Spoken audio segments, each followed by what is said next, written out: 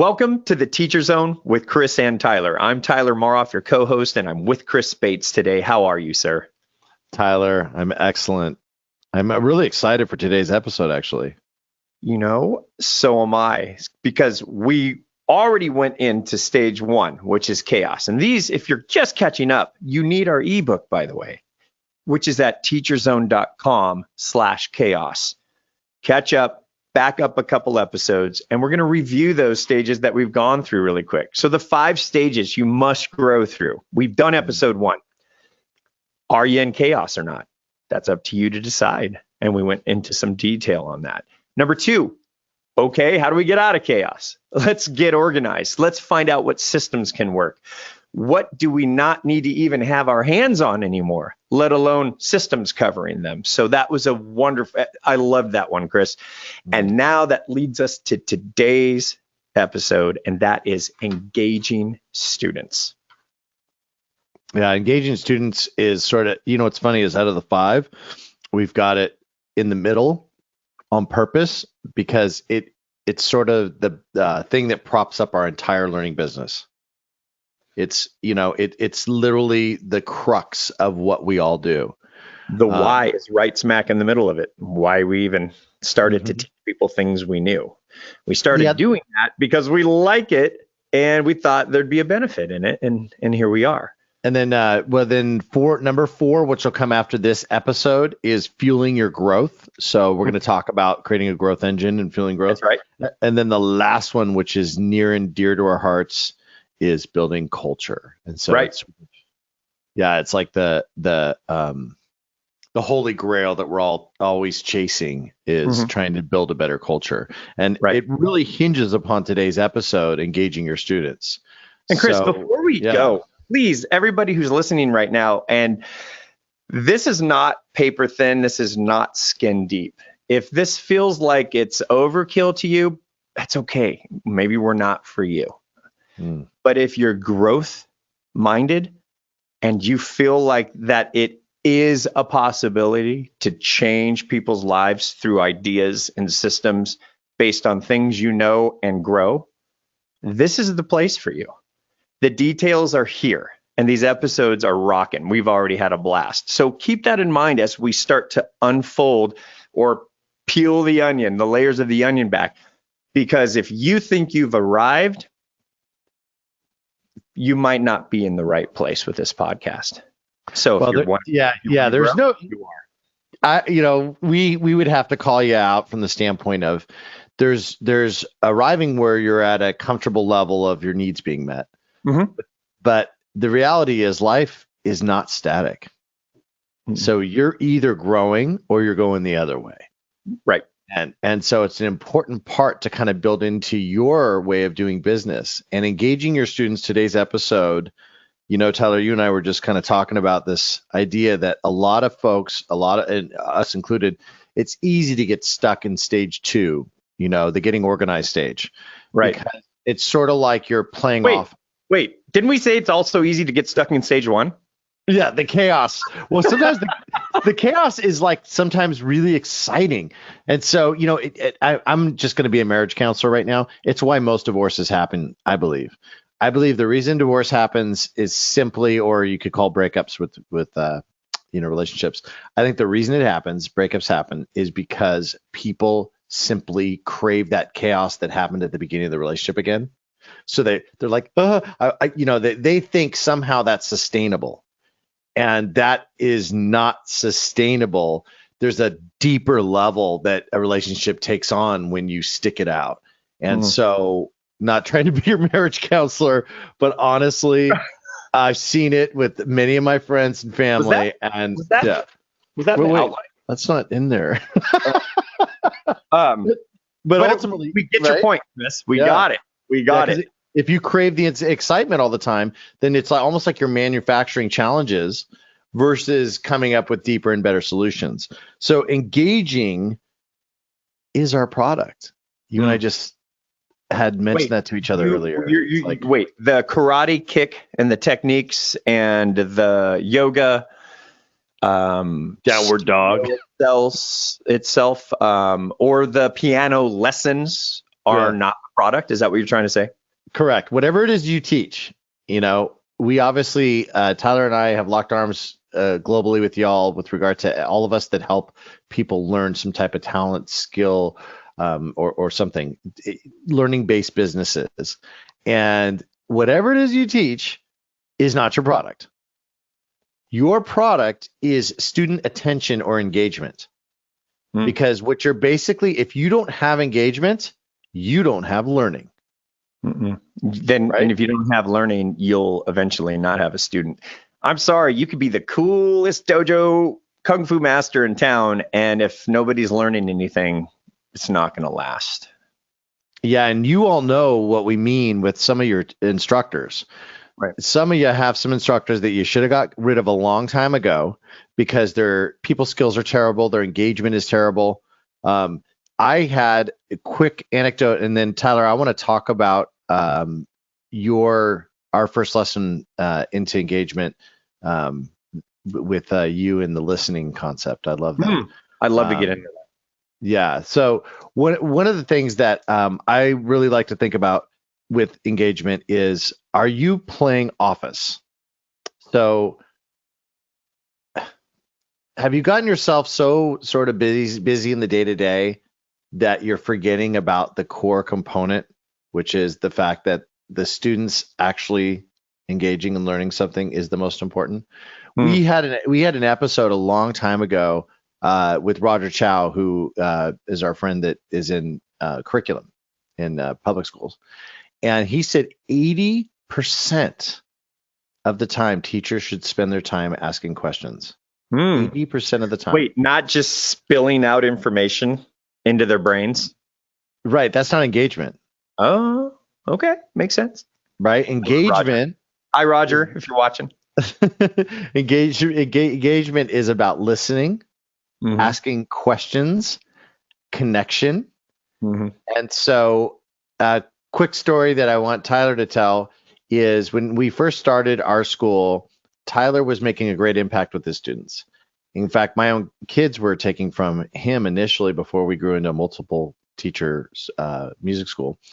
And as a dad, I'm like, because Tyler and I were, best friends, and I was watching his engagement, and I was like, I think you're a better dad than I am. That was, by the way, the funny part. I had no kids yet when I started Los Rios Rock School. I was, and we were kind of like, should we have kids or not? We're kind of busy, that whole thing. And here's Chris with his hilariously awesome Hudson and Dax, and they were, gosh, what were they? Midgets. Hudson was 6, and Dax was 8. Yeah, and so Tyler explained something to me that I got to tell you. Sometimes it's made me very emotional when I tell other people about it in our school, because I think it's a very heavy concept. And tell me what you told me when I said, why are you so much better with my kids than I am? Well, one thing I discovered in the very beginning when I was teaching those, few different instruments, and I'll straight up let you know, I'd only done it for fun to help people a couple of times. I was not trained to teach these things. The reason we became so successful, and this is one of those deep moments in this podcast, especially the engagement episode we're on right now, is what Chris just mentioned, what Roger had success with, and that's the listening and the asking questions. So I can't listen if I'm talking all the time. I can't listen if I'm like, hey, kid, stick with me for a while and you might get somewhere. Maybe you can play professionally. When I was younger, I felt what it felt like to not be listened to. I was talked at, and I had no core relationship with anyone. So therefore, I made some decisions as a young adolescent to find some people that would listen to me. And those people, guess what? Birds of a feather flock together. Those young adolescents didn't have anyone listening to them either. So we would meet in these interesting areas outside of the parking lot of the school, and not the best things were happening in my life or theirs at the time because none of us had a connection. Mm-hmm. So we found a connection within each other and things didn't go very well. Fast forward, life's changed. Wrote an album, had some fun making music, and decided I want to keep doing this. And how about if I just teach kids only what I know and I'll keep writing albums? Well, that's a whole another funny story. And what happened was when I started to talk to each child, I noticed how important it was to see who they were. Who are you? That's not the question, but that was my intrinsic thought, was like, who is this person? And it literally, you guys, I don't know if you can do this. I do this naturally. I have this interesting empathy back in time-o-meter device in me, flux capacitor, whatever I can, if there's an 8-year-old in front of me, I can remember the good and the bad when I was 8. All of it. The whole year, who my teacher was, the whole thing. It just downloads really quick. And then I just feel like I know them, even if they're not going through the same stuff I was. Doesn't matter. Doesn't matter. And the heaviness. Yeah, what hits me so hard, Tyler, about that story is how important it is for us to feel loved or listened to or connected. Right. And that is what in the lesson business we don't realize, but what we're imparting to our customers often is, I get it, I'm listening. And like we said earlier, if this is too deep for you and you just want to make the buck and sell the piano lessons or whatever, we're not against you being you. But if you think there's an opportunity for life-changing impact, like let's just, for example, my 7th grade social studies teacher, Drew Story, who Chris knows very well now, big supporter of everything Chris and I do, and love you, Drew. He made a difference in so many kids' lives in that social studies class.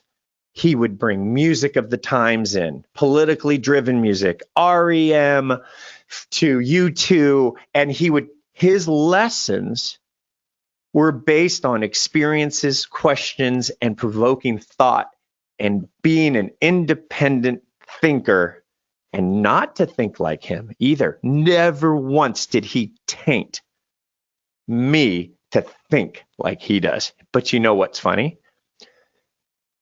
He attracted me to want to think like him. He never made me. When you have an attraction principle like that, it's infectious. It's infectious.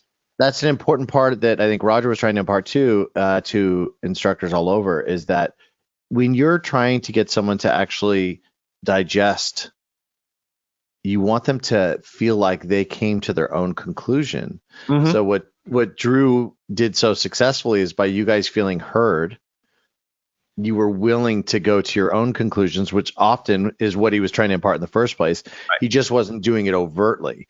And, we have this concept that, that with TeacherZone, we talk a lot about flipped classrooms and utilizing technology to engage your students more deeply. And that's mentor and coaching versus teaching. Are you mentoring or teaching, which is another episode we've done in the past you can find. Because just teaching at someone, as you said earlier, is basically not letting them truly digest it. You're literally spoon feeding, right? You're not letting them sit there and smell and look at it and come to their own conclusions. The more we come to our own conclusions, the deeper the experience. So you and I we were kind of talking about, what would an example be of a business that doesn't have any really engagement, and then what would be one that does? And a simple analogy, Tyler mentioned the post office. So how many of you have you walked in a post office recently? We have one next to our business, so we get to go in there often, and I can tell you, it's, first of all, it's really dreary. It's sort of this gray, like this dark gray color. So there's no life when you walk in. Temperature wise, isn't it always cold in there? Why is it always cold in there? It's the feds, man. There's probably literally a rule I that mean, they have. every aspect of dehumanizing is in that building, right? It's cold, it's dark. You could tell the staffers just want to get to the next person in line. Right. They don't want to Not only engage are you the in any. staffers a number, they're just a number. But when you walk in and there's 6 people in line, you're number 6. That's it.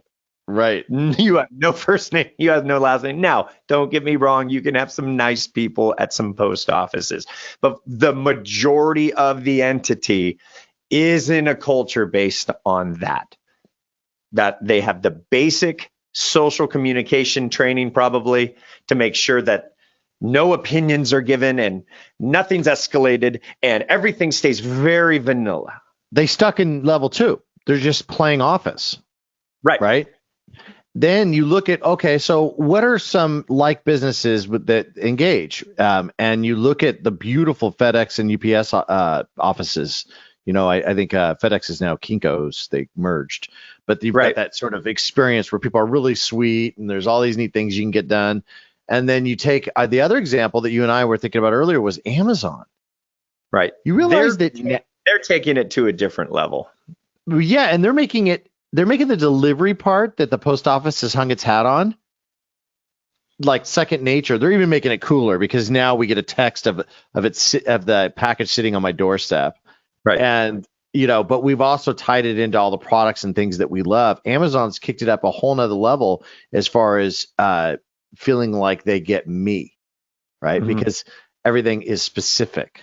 Everything we even use. I don't know if you guys, for those of you that have Alexa out there, we're now using it for our grocery shopping and everything.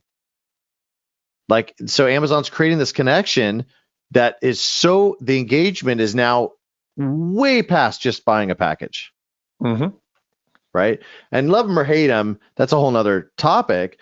They're an example of a obviously largest company on earth, very large company that is going deep on the consumer engagement side, whereas a similar business, because they're both in the delivery business, the post office didn't. And you can just see that stark reality. So that's all we're trying to do is paint the picture of, by going deeper, you start doing really cool things. Everything from, you can think about, Amazon trying to have drones and all these different ways that they're trying to get us our stuff faster, more personalized, more connected, that kind of thing. So, and kind of an interesting analogy and way to think about it. So, Tyler, with regard to engagement and how someone can analyze their current engagement with their learning business, what are some of the ways that someone can kind of know what are some of the ways in a day-to-day operation of a learning business that they engage with their people? Let's just kind of run through them a little bit.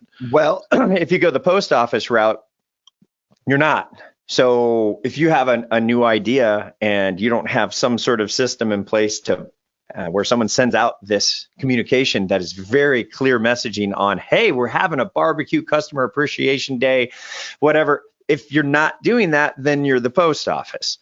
If you are getting communications out to them, and that's just one example. So communications is a big one. Yeah. Right. So if you're leveling your students up, let's go back. If you're leveling the students up and they're showing up better by the next lesson than they were previous, okay, then a byproduct of that is you're leading your daily business growth life in this engagement setting with more communication thought at all times and intentionality. So everything now you look at, because you've seen the kids showing up better the next week. You've seen the kids, maybe you've started to implement more of a tribe building area where they get to meet each other. Or maybe you've got yoga classes and they all get to meet each other, but until you did this one interaction activity, they weren't really talking to each other. They'd only talk to their pairs they would show up with, and no one knew each other's name even. And then one day you had a barbecue, everybody had name tags, and everything changed. Those are the engagement level ups. Those will cause people to never leave. But the intentionality, Chris, once you start even one of those, if you try something new and succeed and have social proof that something worked, you can't stop thinking like that. you won't go to sleep at night if you feel like some message didn't get sent to your people. Don't you agree? Yeah, I think that what I was going to say is everyone get your pens out and start making a list of all the ways that you engage. There's, your day-to-day lessons. So that basically, are they coming in person or virtual, and how is that experience? There's the other 6 days, or, if you're doing privates or if you're doing group, the other days that they're not with you. Right. How are you engaging them? Social media, email, learning curriculum, things Right. that they can engage with offline. How are you actually? So I'd sit down and make a list of all the ways that you're currently engaging, and then some of the ways that you've always kind of wanted to get to, but maybe you haven't because you're stuck in level 2, trying to keep everything organized and playing Office. Start to add to that list some things that, you're like, gosh, I've always wanted to do that. I've always wanted to do. So for instance, as an example, social media. We weren't as consistent on an engagement standpoint as we wanted to be. We want our students to think about us all the time. So Instagram is a great medium currently for our teenage kind of level students. And so we have a younger staffer that is good at that. And so that person is now in charge of polls, of historical who would have references. ever thought that a 45 and a 49-year-old guy, no wonder we stopped posting. We're smart. We were the posters. We wore the hat. We've already talked about the chaos. I wear every hat. And the systems, cool, I built new systems, but I'm still wearing the hat. That wasn't the point, but we were still wearing that hat. And it's funny, our output, besides videos of the kids succeeding, there was an engagement on social media before. And I think we hadn't figured out that, with our Tommy Bahama shirts on, like, maybe we shouldn't be creating the content anymore. It's been 10 years. Right. So, like again, it comes back to it's the theme of being in the way, right? It's like just because you do it doesn't mean you're the best one to do it. I'm an example. My mom, I love her to death. Are you sure? Are you sure? Are we? I don't think she's going to listen to this episode, so I'm going to throw. I'm going to throw her under the bus. My mom doesn't eat dessert, but she insists on always trying to make some for people because she's that so loving and caring. But it's terrible. It's always terrible. Oh, because she has no stake in it. She hates dessert, but she's doing it. It's a loving gesture, right? Because she's trying about your mom. This is hilarious. Yeah. She did the other day, and everybody's like, this is great cake. I'm trying to think if I do anything like that. And so God bless her. We totally understand that she loves taking care of us, and she loves and being a host and a hostess and all of that. But why not just go buy it? Like, we know you don't like dessert, and so you're not going to do well. It's not your superpower. It's not her superpower. That is the funniest and best and most awesome example. I don't know why that came to my mind, but it's like, stop. We all got to kind of get out of our own way and stop doing maybe what we're not best at, or maybe what we don't like doing. So that's part of engagement. We grew out of and with the social media. Sure, we still are involved with taglines on ads and missions and those things, but the everyday engagement, that's a young man's game. Well, and it takes a village. That's the big one. At today's day and age, it can feel very, very overwhelming for all of us. I mean, I wake up sometimes, in cold sweat thinking about all the ways that Tyler and I could be better at this. So this is an ongoing project. Right. But it's important to realize that engagement is your responsibility as a business owner 7 days a week. This isn't something that's your responsibility only when they're taking a class with you. Right. It's your responsibility 7 days a week, 24 hours a day. Now, does that mean you do it? No. Responsibility simply means you're raising your hand. You're saying, I'm owning the fact that this is real. Now, how can this get done? It doesn't mean you have to be the one to do it. Right. Well, that's what the getting organized section is about. Once you think of it, guess what? You've got to build a system around it anyways. Are we repeating it constantly, daily, weekly, monthly? Then go back to getting organized, build a system around the fantastic new and courageous idea you just came up with, and it will fall into place. And the only time you're thinking about it is once a week, maybe once a month at the staff meeting. So let's talk about some of the systems you can put into engagement. Number one, with regard to social media and email, do you guys, for those of you that maybe aren't doing a lot with that stuff, do you know that you can schedule all of it? Isn't that amazing? You can literally schedule a year out. You can make 30 pieces, or let's just say you can make 52 pieces on a weekend of relevant, cool stuff. Did you know this about our company? Did you know this? Did you know that? 30 seconds, 10 seconds. A lot of the marketing teams like things under 10 seconds for certain ads for landing pages. And then you give it to them or your guy, and it's literally weekly on Tuesday for 52 weeks, and you're done. And imagine if you did that with 2 types of topics. Tuesday is this, Thursday is this. 52 more, you're done. It's unreal. The potential is unreal. And then there's social media. I don't know if you guys know, but now there's services, but also built into all the social media platforms is scheduled engagement. You can actually schedule posts and polls and surveys and all this stuff to constantly go. So scheduling is an important part about it. The other thing that we talk about a lot is the other time that a student's not with you. So if you're doing private, it's the other 6 days, or if you're doing classes, the other days that they're not with you in class. How are you engaging with them? Like at jiu-jitsu, there's a rotation of curriculum. And there's different levels. So you've got your white belters and your beginners. You got your blue belters to purple belters, and they have different hours every day. And you can pay for the unlimited class, right? And big shout out to Optimus Jiu-Jitsu in Laguna Niguel. And so Coach Grant, Professor Grant's going over something on Tuesday, but you couldn't make it. And that it doesn't happen again on Wednesday. Wednesday is a different technique. Well, imagine if Coach Grant had something built so people who missed can review and see and maybe even try at home what they missed. Or if it's yoga.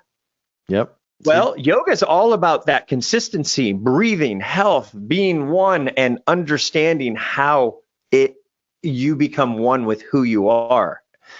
And if you miss a night of yoga because of circumstances, imagine if that piece was there and it was you, not just some random person on YouTube.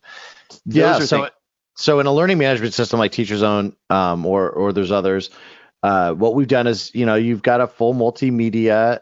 You can create evergreen courses and lessons, and you can have those literally create them once and set it and forget it. So if you keep teaching the same thing over and over again, that is just like we talked about in the last episode. That is the thing to start getting curriculum around. Chris, do you know what people are doing now with TeacherZone?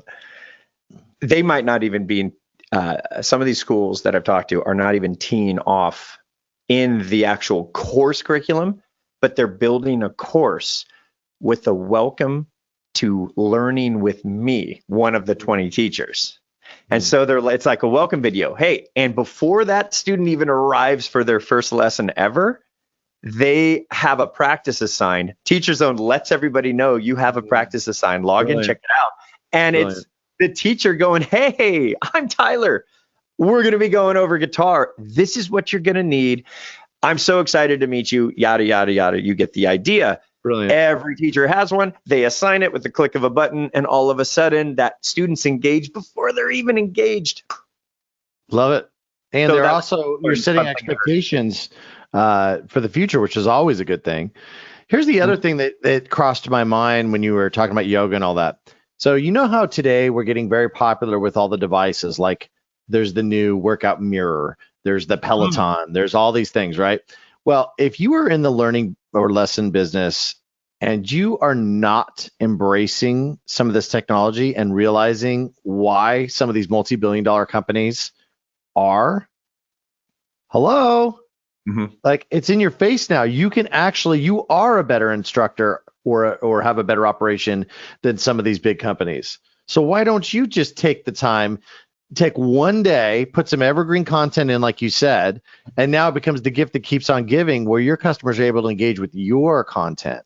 Right. So content can be a really powerful way, absolutely, to increase engagement, both on the learning side and then also on the social connection side. And the communication side, Chris, segues right into that. So, okay, cool. You've got 3 yoga nights, 3 different levels, maybe, 50 people per level that come in and out. Well, not only can they get the content when they're gone, but they can also, TeacherZone allows you to put them into group for group chats and file sharing.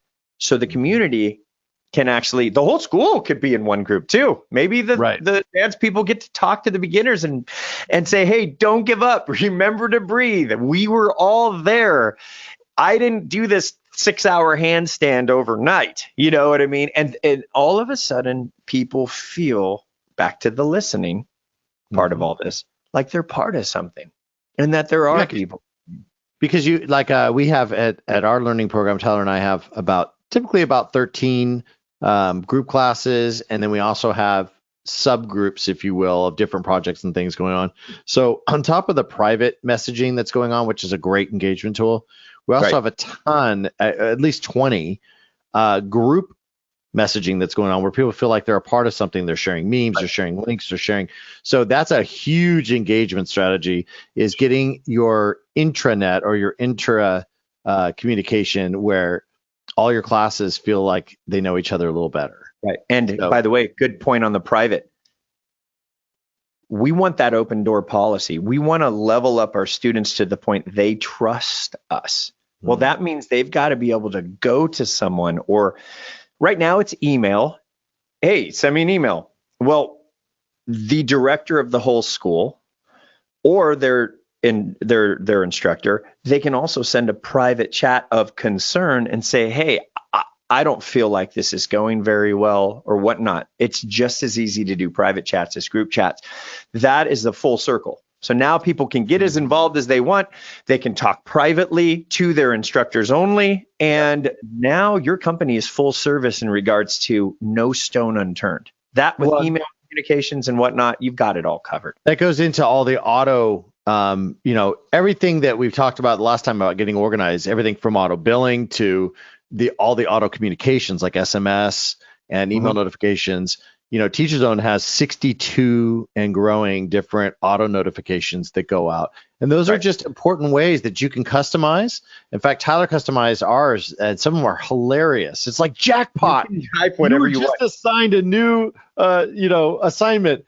So there's really fun ways you can engage. Right. And the first thing you do is you go in and you change the word TeacherZone to your company name. So it's white labeled. You're the hero, not us. So you go in there, you change it to Optimist Jiu-Jitsu, and every text and every email, whether it's a reminder or a practice assignment or, hey, a group chat's active, comes from Optimist Jiu-Jitsu. And so it's that is, if they're paying you and they're part of the tribe, that's important to them. So and Tyler, right now, you're not doing it. So with our program, this week we taught, let's just say between lessons and classes, like 300 some odd instances. All those notifications, all the different reminders and everything that went out. Were you waking up at like 3 a.m. and sending those out, or? No. So at Los Rios Rock School, all of those are going out automatically, and we set which ones we want. You don't have to use all 6. So but that's the beauty of it, is that if you're still not automating on some of this stuff, then that is a great way that you can increase your engagement overnight, is start to get automated on some of your notifications, automated on some of that stuff. Tyler, I was talking, shout out to John Kozicki with the Michigan Rock School. Hey, John. I wanted to, he and I were having a conversation, and it brought to my mind this engagement concept with Disney, because we all know Disney's they're amazing. And so there's, lots of different anecdotes that you can come up with over the years. But for myself, I had a really, really interesting engagement experience when we were on a Disney cruise. And so we got off on one of the days. We went off early. You know how you go, if you're on a cruise, you do excursions in the morning usually. And so we were getting off to do an excursion, and my wife wanted a strawberry smoothie. And so she's allergic to wheat and blah, blah, blah. So she likes to do smoothies. So anyways, it's Disney. So we run over to the breakfast place, and they don't have smoothies. I'm like, and they're like, the smoothie guy doesn't open up for another hour or whatever. Okay, fine. So we go off on an excursion. Here's how good they are at engagement. That evening, 10 hours later, we sit down at dinner, and the waiter walks up and says to my wife, Madame, I understand that you had a smoothie this morning that you were unable to receive. She's like, and we all look at each other, and she's like, excuse me?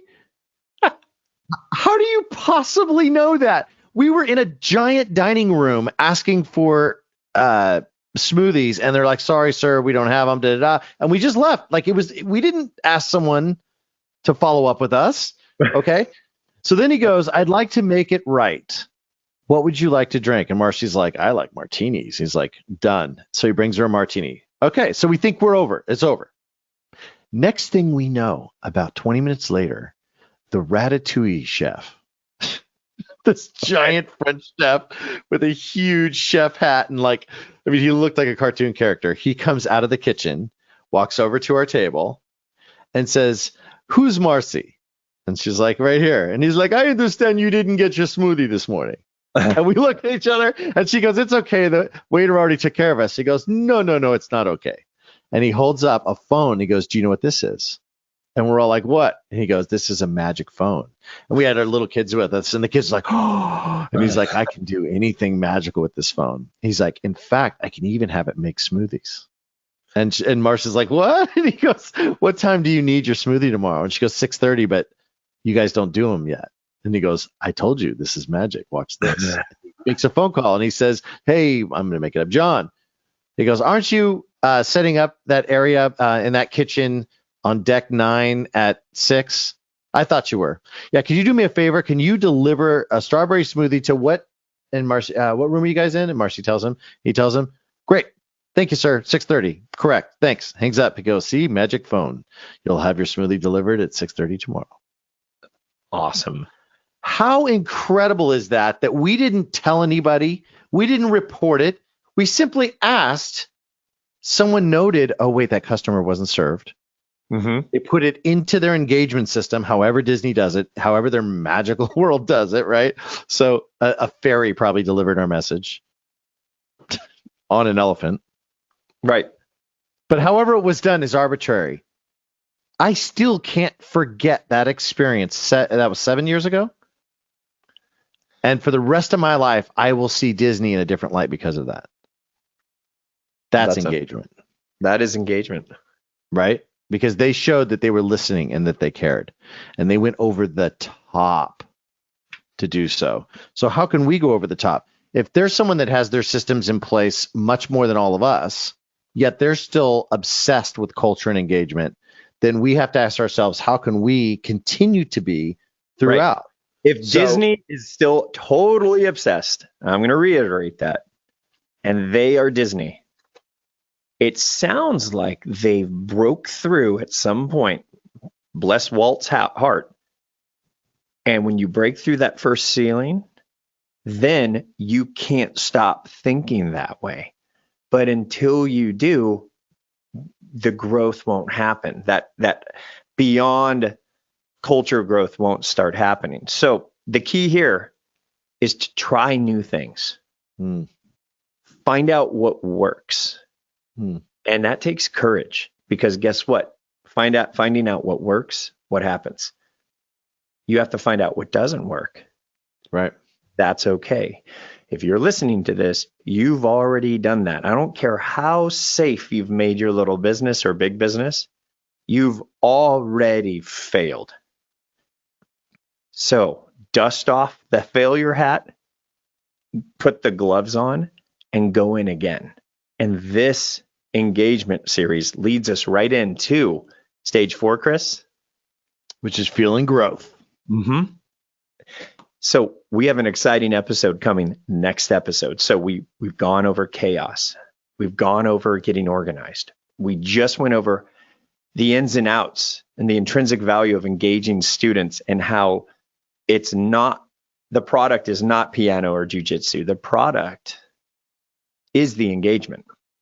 Right. The families are looking for that. The adults that take lessons are doing that. They're looking for the experience of growth. And people who don't even know it yet realize that one of the biggest attraction principles on earth is that success breeds success. So if you go to a yoga class and no one's succeeding in the turn, you don't know anybody every time, it's not special. But if you show up and there's those, you know what, those three ladies are always there. That guy is always there. He doesn't talk to many people, but he sweats more than anyone, and he never misses a class. There's something there. And then if you can go beyond 3 weeks later, now they know their name. They feel heard. Yes, they're part of this thing. Just like a young Tyler yearned to be listened to and felt heard. And guess what? Guess what I got when we created the school? Because I listened to them, they listened to me all the time too. So you got exactly what you yearned for. Mm-hmm. It's so funny, you guys. There's a book called Tribe that I just finished that talks about during World War II. The British, then the Blitzkrieg. And by the way, one of our Los Rios students I was told the story to, and he told me recently that Blitzkrieg's a made-up word. It's not even a German word. The Germans were even like, what are they calling it? So we made our own, or the English made their own word. Isn't that funny? So, but the point being is that they were getting bombed to no end. And when the war ended, so the Germans thought that it would actually like break their resolve, but what it did is it actually strengthened it. And so the point with this is when the war ended, a lot of first of all, almost all psychological issues went away during the war. The reason being is people felt so connected, they felt so engaged, they all had a commonality. See, all the class systems, all the money, all that gone. We're now just English getting bombed together. Right. And they had to help each other. Like when you get out of yourself for half a second and realize that the solar system revolves around the sun and not you or not me. I learned that in my late 20s. It took me a little while. All of a sudden, hang-ups and yearning for more, grass is greener, all of those things that are byproducts of that self part. And I don't mean the healthy self part where you fill your cup up and you have more to give. That's not what I mean. It's just the selfishness, that core. Those people, when they were getting bombed, all they could do, for the most part, was commune together and help. Who needs food? Who needs help? Where do they go? And a lot of people felt so guilty after the war that they yearned for it again. But what they were really yearning for were the good old times. Is those times of connection, those times of engagement, those times of humans yearn for deep connection. So much so that we're going to yearn for a war or to get bombed just to get it. Yeah, let's not do the war part. That's very telling. All you have to do to avoid war and have fun, happiness is keep listening to this podcast series on the 5 stages you must grow through. No world wars will have to happen, and yet you can still get the results of what Chris was just talking about with your families, friends, clients, so on. Amazing example, Chris. That's actually heavy, very, very heavy. So guys, we're going to close this episode out and telling you, we're going to leave you with this. Fueling growth is next. We're going to be there in a second. For now, make your list. And if you haven't made one in a while because there was a pandemic for a year or whatever the circumstances is, make one now. Write it down, find out. And there's probably, by the way, you're a superhero. You're an entrepreneur. You've had ideas you haven't implemented yet. They've been tabled. And there's a couple out of those ideas were a sure thing, but it would take time, courage, effort, and a system built around it. It's go time. Make the list and circle the ones that are kind of the givens, the ones that would totally work. Do that today. We're challenging you. We'll do it too. Chris and I'll do it when we're offline here, and have some courage to start to implement those. And then next week we'll key you in and we'll do our fueling growth episode. How about that, Chris? I think it's great. And you made a great point that I have to say for anyone that went through the pandemic with your learning business or your lesson business, you no longer, number one, those that already had amazing engagement saw less attrition. And number two, you no longer have an excuse to not want to create a more solid community, because for a lot of us, we saw how important our community was for keeping people together at a very rough Absence makes the heart grow fonder. time. Mm-hmm. And now, and many of you are already doing it, have reassessed, moved some things around. We've done it too. And then created a better version of what we were through adversity. And hats off to you if you did that. And if you're listening for the first time, remember, get our ebook, catch up with us, teacherzone.com/chaos, free ebook, back up to the chaos episode, catch up, and then everyone else will see you on the next episode with the Teacher Zone with Chris and Tyler. We'll see you next time, Chris. Thanks, Ty.